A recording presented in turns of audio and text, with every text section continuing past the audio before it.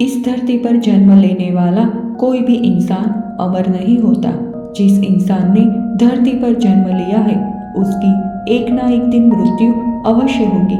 लेकिन क्या आपको पता है कि मृत्यु के बाद आत्मा का क्या होता है, या मौत के 24 घंटे के अंदर आत्मा वापस अपने घर क्यों आती है, और वे कितने दिन तक धरती लोक पर अपने घर में रहती है? इन सभी प्रश्नों का उत्तर गरुड़ पुराण में विस्तार पूर्वक से दिया गया है। गरुड़ पुराण में ये बताया गया है कि जब किसी की मृत्यु हो जाती है तो यमदूत उसकी आत्मा को अपने साथ यमलोक ले जाते हैं, जहां उसके पाप पुण्य का हिसाब होता है। और फिर 24 घंटे के बाद यमदूत उसी प्राणी की आत्मा को धरती लोक पर उसके घर छोड़ जाते हैं। यमदूत के छोड़ जाने के बाद प्राणी की आत्मा वहीं अपने रिश्तेदारों के बीच भटकती रहती है और अपने रिश्तेदारों को बुलाने की कोशिश करती है, लेकिन उसकी आवाज़ को वहाँ पे कोई नहीं सुनता। ये सब देखकर मृतक की आत्मा बेचैन हो जाती है और जोर जोर से चिल्लाने लगती है, तब भी उसकी आवाज़ को कोई नहीं सुनता। इसके पश्चात मृतक की आत्मा अपने शरीर में प्रवेश करने की कोशिश करती है, लेकिन यमदूत के पाशे में बंधे होने के कारण वे मृत शरीर में प्रवेश नहीं कर पाती है। गरुड़ पुराण में ये भी बताया गया है कि किसी की मृत्यु हो जाने पर जब उसके रिश्तेदार रोते बिलखते हैं तो मृत आत्मा बहुत ही दुखी होती है और वे भी रोने लगती है, लेकिन कुछ कर नहीं पाती और लाचार होकर जीवन काल में अपने किए हुए कर्मों को याद करके दुखी हो जाती है। गरुड़ पुराण की माने तो जब यमदूत मृतक की आत्मा को उसके रिश्तेदारों के बीच में छोड़ जाते हैं तो उसके बाद उस आत्मा में इतना बल नहीं रहता कि वे यमलोक की यात्रा तय कर सके।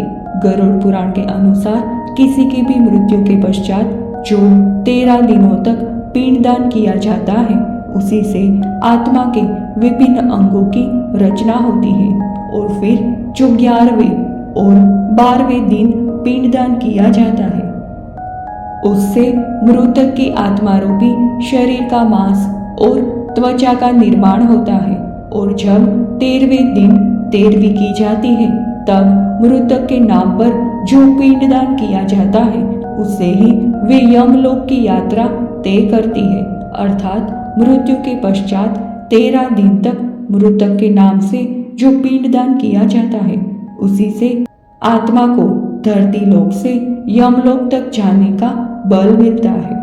इसीलिए गरुड़ पुराण में बताया गया है कि जब किसी की मृत्यु हो जाती है तो उसकी आत्मा 13 दिनों तक अपने परिजनों के बीच भटकती रहती है और इसके पश्चात मृतक की आत्मा धरती लोक से यमलोक के लिए अपने सफर पर निकल पड़ती है।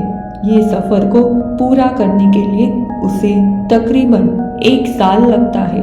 पुरानी मान्यता के अनुसार 13 दिन तक किया गया पिंडदान इस 1 वर्ष मृतक की आत्मा के लिए भोजन के समान होता है।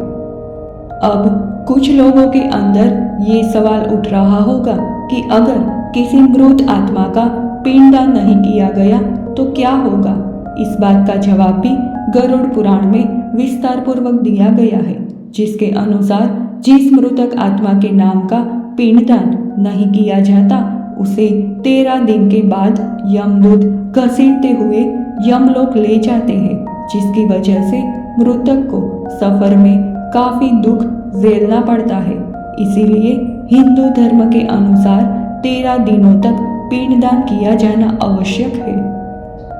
इन सब बातों के अलावा गरुड़ पुराण में ये भी बताया गया है कि अगर 13वीं के दिन मृतक के परिजनों के द्वारा किया जाने वाला भोज कर्ज लेकर किया जाए तो आत्मा को शांति नहीं मिलती। मृतक की आत्मा को इस बात से काफी दुख होता है और वे मन ही मन ये सोचता है कि काश वे अकेले ही ये कष्ट भोगता। गरुड़ पुराण में ये भी बताया गया है कि जो मृतक के परिजन को कर्ज लेकर भोज करने को मजबूर करता है ऐसे इंसान को यमराज कभी भी माफ नहीं करते और उसकी मौत के बाद उसे कई तरह की यातनाएं सहनी पड़ती है और फिर उसे वापस मृत्यु लोक में भेज देते हैं।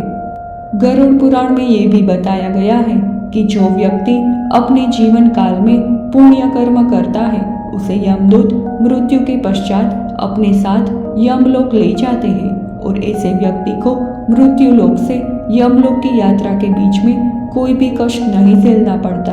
इसी तरह जो इंसान अपने जीवन काल में बुरे कर्म करता है उसे यमदूत पूरे रास्ते कई तरह की यातनाएं देते हैं जिससे वे थर थर कांपने लगते हैं और यमदूत से बार बार हाथ जोड़कर माफी मांगते हैं, लेकिन यमदूत उसे माफ नहीं करते। इसके बाद जब पुण्य करने वाली आत्मा यमलोक पहुंचती है तो यमराज उसे स्वर्गलोक भेज देते हैं, जबकि पापी आत्मा को उसके द्वारा किए गए बुरे कर्मों की सजा भुगतने के लिए नर्क भेजते हैं और सजा खत्म होने के पश्चात वापिस ऐसी आत्मा को निम्न योनि में मृत्यु लोक पर भेज दिया जाता है। अब आपको समझ आ गया होगा कि आखिर मृत्यु के 24 घंटे के बाद आत्मा वापस अपने घर क्यों आती है। अगर आपको ये वीडियो अच्छा लगा है तो कृपया इसे अपने दोस्तों में शेयर अवश्य करें। ऐसे ही और धार्मिक वीडियोस देखते रहने के लिए हमारे चैनल को अभी सब्सक्राइब करें। धन्यवाद।